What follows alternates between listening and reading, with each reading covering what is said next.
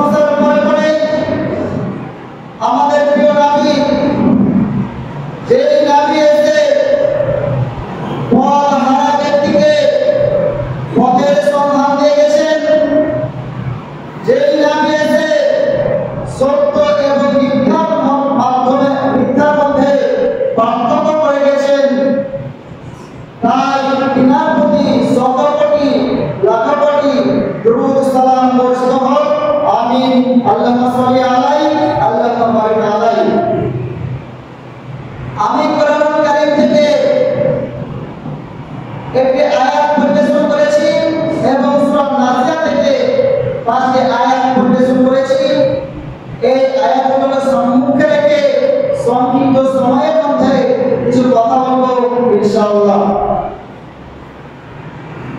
সূরাতুল বাকারার মধ্যে আল্লাহ তাআলা বলেন ইন্নাল্লাযীনা কাফারু, নিশ্চয় যারা কুফরি করেছে, নিশ্চয় যারা অস্বীকার করেছে, সাওয়াউন আলাইহিম, তাদের জন্য সমান। কি তাদের জন্য সমান? আল্লাহর নবীকে আল্লাহ তাআলা বলেছেন আ'আযাতাহুম আম লাম তুযিরহুম, তুমি তাদেরকে ভয় দেখাও অথবা তুমি তাদেরকে ভয় না দেখাও, লা ইউমিনুন, তারা ঈমান আনবে না। মূলত আল্লাহ তাআলা এই কথাটি আমাদের নবী মুহাম্মদ সাল্লাল্লাহু আলাইহি ওয়াসাল্লামকে বলেছেন। যখন আমাদের প্রিয় নবী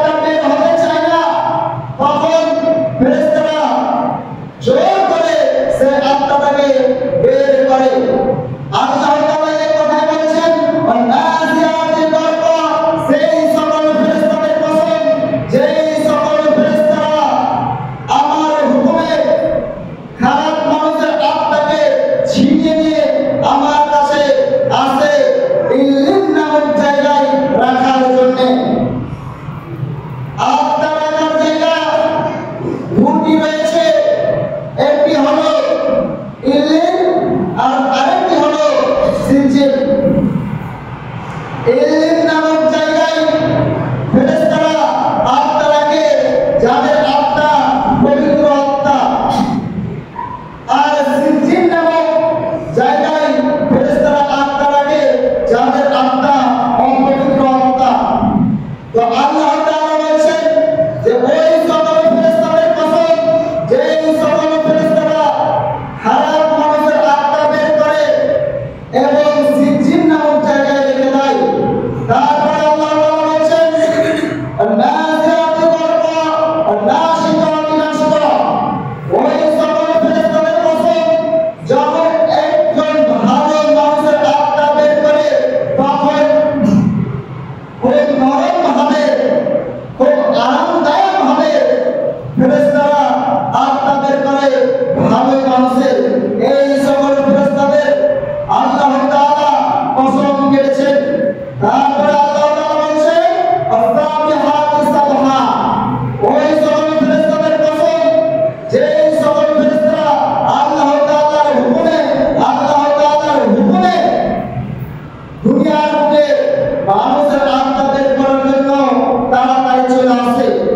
যখন আল্লাহ তাআলা হুকুম করেন যে ও আমার ফেরেশতারা যাও অমুকের আত্মাটা বের করে নিয়ে এসো, ও ভালো মানুষের আত্মাটা বের করে নিয়ে এসো, ও খারাপ মানুষের আত্মাটা বের করে নিয়ে এসো, তখন ফেরেশতারা দ্রুত থেকে ছুটতে ছুটতে চলে আসে আত্মা বের করার জন্য। এই সকল ফেরেশতাদের আল্লাহ তাআলা কসম করেছেন। তারপরে আল্লাহ তাআলা বলেছেন ফাসাবিকাতি সাবকা, ওই সকল ফেরেশতাদের কসম যখন আত্মা বের করা হয়ে যায় তখন তারা ইল্লিন নামক জায়গা এবং সিজিন নামক জায়গায় রাখার জন্য দ্রুত গতিতে ছুটে যায়। আল্লাহ তাআলা এখানে কয়েকজন ফেরেশতার কসম করেছেন।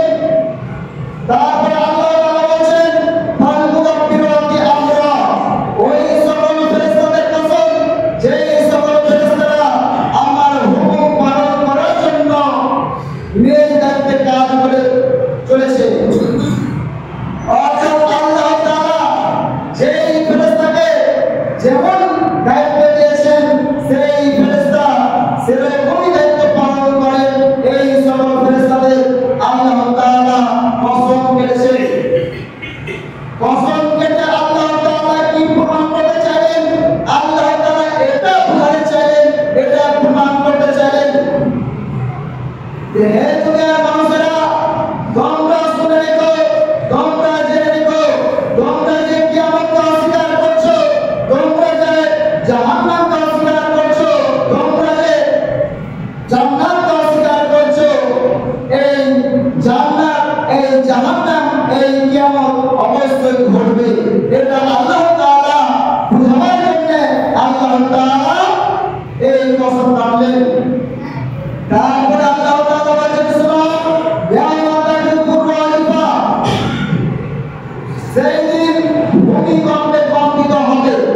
অর্থাৎ ইসরাফিল আলাইহিস সালামকে যে দায়িত্ব দিয়েছেন আল্লাহ তাআলা, বাঁশি নিয়ে তিনি রয়েছেন, এই বাঁশিতে যখনই ফুঁকটা দিবেন তখনই ভূমিকম্প শুরু হয়ে যাবে, তখনই পৃথিবী ধ্বংস হওয়া শুরু হয়ে যাবে।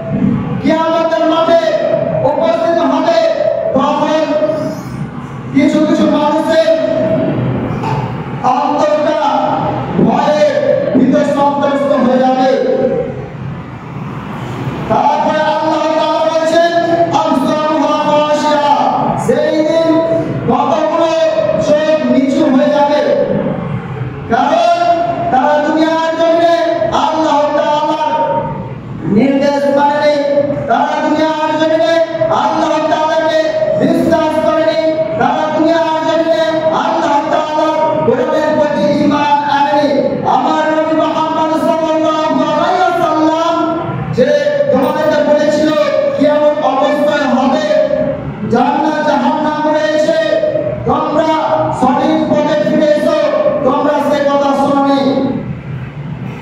আজকে এই জাহান্নাম দেখো, আজকে এই জাহান্নামে তোমরা প্রবেশ করো, এই কথা আল্লাহ তাআলা সেই কিয়ামতের মাঠে বলবেন। তারপরে যখন এই কথাগুলো আমাদের প্রিয় নবী হযরত মুহাম্মদ সাল্লাল্লাহু আলাইহি ওয়াসাল্লাম বলেছিলেন কাফেরদেরকে, তখন কাফেররা একে অপরের বলাবলি করতে লাগলো। যখন কিয়ামতের আলোচনা নবী মুহাম্মদ সাল্লাল্লাহু আলাইহি ওয়াসাল্লাম আমাকে বলল, তখন কাফেররা কি করলো? একে অপরের বলাবলি করতে লাগলো। কি বললো? ইয়াকুলুনা ইন্নাল মারদুদুনা ফিল আখিরা। এই নবী মুহাম্মদ যে কথাগুলো আমাদেরকে বলছে যে কিয়ামত রয়েছে, জান্নাত জাহান্নাম রয়েছে, যদি এই নবী মুহাম্মদের কথাগুলো সত্য সত্য হয়ে যায়, তাহলে তো আমাদের জন্য একটি ভয়ঙ্কর বিষয়। আমাদেরকে কি আবার পুনরুজ্জীবিত করা হবে? এই নবী মুহাম্মদ সাল্লাল্লাহু আলাইহি ওয়াসাল্লাম যে বলছে যে মরণের পরে আবার জীবিত করা হবে, এই কথাটি যদি সত্য হয়ে যায়, তাহলে তো আমাদের জন্য খুব ভয়ঙ্কর বিষয় হবে। তারপরে কাফেররা একে অপরের বলাবলি করতে লাগলো, আইযা কুননা ইজামান নাকিরা। আমরা যখন কবরে মরে গিয়ে, আমরা যখন কবরে আমাদের হাড়গুলো, আমাদের চামড়াগুলো মাটির সাথে মিশে যাবে, তারপর কি আবার জীবিত করা হবে? আল্লাহ তাআলা বলেছেন, কাইফা তাকফুরুনা বিল্লাহি ওয়া কুনতুম আমওয়াতান। কিভাবে তোমরা আল্লাহ তাআলাকে অস্বীকার করো? ওয়া কুনতুম আমওয়াতান, অথচ তোমরা ছিলে মৃত্যু। তোমরা কিভাবে আল্লাহ তাআলাকে অস্বীকার করো? তাহিয়াকুম, তোমাদের মরণের পরে আমি তোমাদেরকে জীবিত করব। সুম্মা ইউমীতুকুম, আবার তোমাদেরকে মৃত্যু দেব। সুম্মা ইলাইহি তুরজাউন, এরপর তোমাদের আমার কাছে ফিরে আসতে হবে। অর্থাৎ আল্লাহ তাআলা বলেছেন যে তোমরা বেঁচে গেছো, তারপর আমি তোমাদেরকে মৃত্যু দেব, তারপর আবার তোমাদেরকে জীবিত করব, এবং তোমাদেরকে তোমাদের কর্মফলের কারণে, তোমরা যে কর্ম করেছিলে এই কর্মের কারণে তোমাদেরকে আমি জান্নাত জাহান্নামে পাঠাবো। তাহলে আমরা যদি আল্লাহ তাআলাকে অস্বীকার করি, তাহলে আমাদেরকে জাহান্নামে যেতে হবে। আল্লাহ তাআলা এই কথা বলার পরে আল্লাহ তাআলা বলেছেন, ওয়া ইন্নামা হিয়া যালবাতু ওয়াহিদা। এটি হবে একটি বিকট আওয়াজ। ইসরাফিলের আওয়াজটা বিকট আওয়াজ হবে, যে আওয়াজে সমস্ত মানুষ, সমস্ত জীব, সমস্ত প্রাণী মৃত্যুবরণ করবে।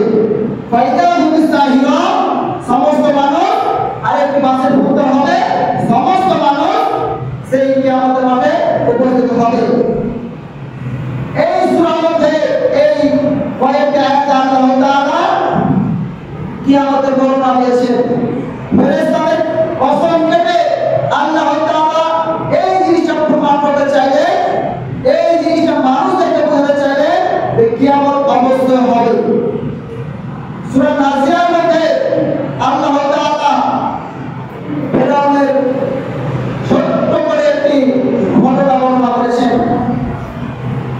এই ঘটনা দ্বারা আমরা কি বুঝতে পারবো? একটু ভালো করে শুনবেন, তবে আমরা বুঝতে পারবো। একজন জালেমের কাছে, একজন ভদ্র মানুষের কাছে আল্লাহ তাআলা তার নবী মুসা আলাইহিস সালামকে পাঠিয়েছেন, শুধু এটা তাকে জানানোর জন্য যে তুমি কি আল্লাহ তাআলার পথে ফিরে আসবে। এই ঘটনায় আল্লাহ তাআলা সংক্ষিপ্তভাবে এই সূরার মধ্যে উল্লেখ করেছেন।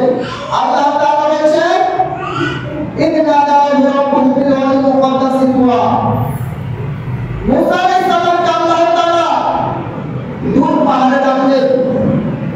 মুসা আলাইহিস সালামকে আল্লাহ তাআলা দূর পাহাড়ে ডাকলেন, ডেকে মুসা আলাইহিস সালামকে আল্লাহ তাআলা বলেছেন যে হে মুসা, তুমি শোনো, ইযহাব ইলা ফিরাউনা, তুমি ফিরাউনের কাছে যাও।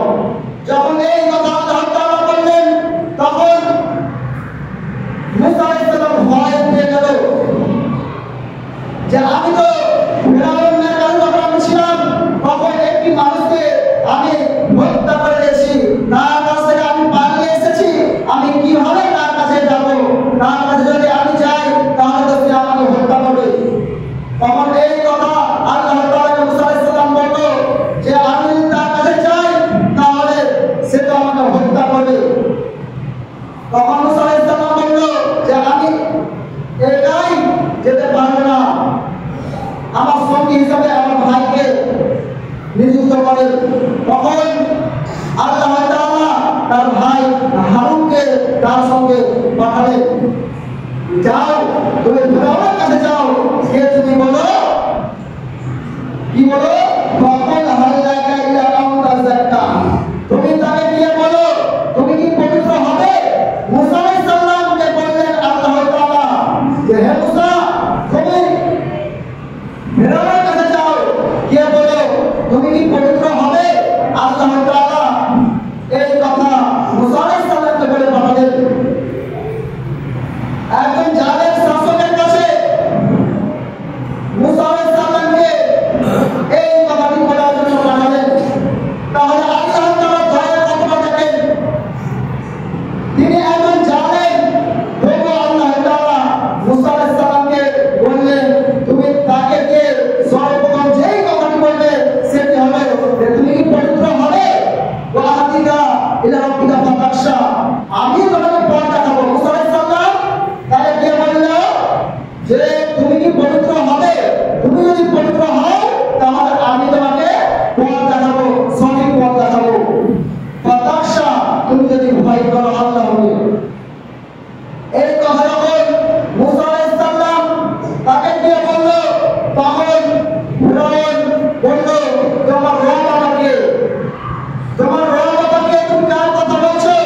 তখন মুসা আলাইহিস সালাম উত্তরে বলল যে আমার রব সেই যে তোমাকে আমাকে সারা পৃথিবীকে সৃষ্টি করেছে, তিনি হচ্ছে আমার রব, আমার সকলের রব। তখন ফিরআউন বলল, তখন কথা থেকে আসা এই কথা বলার পরে ফিরআউন বলল মুসা, তুমি যে বলছো তোমার রব আল্লাহ, এটি তুমি মিথ্যা কথা বলছো। সে মিথ্যা মনে করলো এবং সে অবাধ্য হলো। মুসা আলাইহিস সালামের এই কথাটি সে মানল না। তারপরে কি করলো, সুমা বায়াসা, সে পিঠ ফিরিয়ে চলে গেল এবং সে ষড়যন্ত্র চালাতে লাগলো। অনেক বড় ঘটনা রয়েছে, এই ঘটনা জানতে হলে সূরা তাহা পড়তে হবে, তবে এই ঘটনা বিস্তারিতভাবে জানা যাবে। এই সূরার মধ্যে আল্লাহ তাআলা সংক্ষিপ্তভাবে বর্ণনা করেছেন। সূরা তাহার মধ্যে আল্লাহ তাআলা 88টি আয়াত মুসা এবং ফিরআউনের সম্পর্কে আল্লাহ তাআলা নাযিল করেছেন। তারপরে কি করলো, ফিরআউন মুসা আলাইহিস সালামের বিরুদ্ধে ষড়যন্ত্র চালাতে লাগলো। অনেক জাদুকর নিয়ে আসলো, নিয়ে এসে জাদু খেলা দেখার জন্য। তারপরে মুসা আলাইহিস সালামের হাতে যে লাঠিটি ছিল সেই লাঠিটি মুসা আলাইহিস সালাম যখন ফেললো আল্লাহ তাআলার হুকুমে, তখন তারা যত জাদু ছিল তাদের সকল জাদুকে সেই লাঠি সাফ হয়ে গিলে ফেললো। তবুও সেই জাদুকররা মুসা আলাইহিস সালামের প্রতি ঈমান এনেছিল। ঈমান আনার কারণে ফেরাউন তাদেরকে হত্যা করেছিল যে আমি তোমাদেরকে হায়ার করে নিয়ে আসলাম মুসা আলাইহিস সালামের বিরোধিতা করার জন্য, আর তোমরাই তার লাঠিটা সাফ হয়ে তোমাদের জাদুকে গিলে খেয়ে নিল। এই জন্য তোমরা মুসা আলাইহিস সালামের প্রতি ঈমান আনলে তোমাদের শাস্তি হবে, তোমাদেরকে আমি ফাঁসিতে চড়াবো। এই কথা ফেরাউন বলল এবং তাদেরকে ফাঁসিতে চড়ালো শুধুমাত্র মুসা আলাইহিস সালামের প্রতি ঈমান আনার কারণে। তারপরে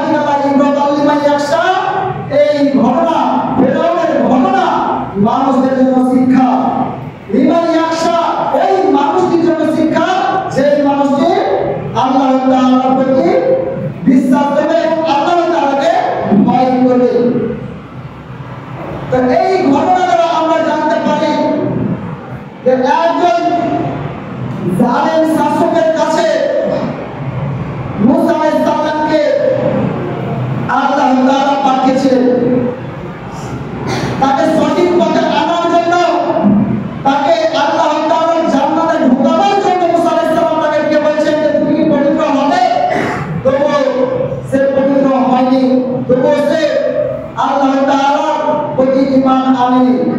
তিনি মারা যাওয়ার সময় তিনি বলেছিলেন, যখন তিনি পানিতে ডুবে যাচ্ছিলেন তখন তিনি বলেছিলেন যে আমি মুসার প্রতি এবং মুসার রবের প্রতি ঈমান আনলাম। মৃত্যুর সময় মানুষ যখন তাওবা করুক না কেন সেই তাওবা গ্রহণযোগ্য হবে না। যখন সে অসুস্থ হয়ে পড়বে, তার মৃত্যু ঘনিয়ে এসেছে এমন অবস্থায় সে যদি আল্লাহ তাআলাকে ডাকে, সে যদি সুবহানাল্লাহ বলে, আলহামদুলিল্লাহ বলে বা আল্লাহু আকবার বলে তাসবিহ বলুক না কেন, সে তাসবিহের বিনিময়ে সে একটিও নেকি পাবে না। যখন তার নিকট মৃত্যু উপস্থিত হয়ে যাবে, তেমনি ভাবে ফেরাউনকে আল্লাহ তাআলা বাঁচাননি। যখন সে বলেছিল পানিতে ডুবার সময় যে আমি মুসা এবং মুসার রবের প্রতি ঈমান আনলাম, তাই বলি আমরা সর্ব অবস্থায় আল্লাহ তাআলার প্রতি বিশ্বাস করতে হবে, ঈমান আনতে হবে এবং রাসূলের কথা মেনে নিতে হবে। তবে আমরা পরকালে জান্নাত লাভ করতে পারবো, নচেৎ আমরা জান্নাত লাভ করতে পারবো না। আমাদের কিয়ামতের প্রতি বিশ্বাস করতে হবে, আমাদেরকে জান্নাত জাহান্নামের প্রতি বিশ্বাস করতে হবে, তবে আমরা মুত্তাকি হতে পারবো। আর মুত্তাকিদের জন্য আল্লাহ তাআলা জান্নাত প্রস্তুত করে রেখেছেন। যাই হোক, পরিশেষে দোয়া করি আল্লাহ তাআলা যেন আমাদের সকলকে মুত্তাকি করে দেয়। আমরা যেন আল্লাহ তাআলার কোরআন এবং আল্লাহ তাআলার রাসূলের হাদিসকে ফলো করতে পারি, তার তৌফিক দান করো। আমিন। আল্লাহুম্মা সাল্লি আলা মুহাম্মাদ ওয়া আলা আলি মুহাম্মাদ কামা সাল্লাইতা আলা ইব্রাহিম ওয়া আলা আলি ইব্রাহিম ইন্নাকা হামিদুম মাজিদ।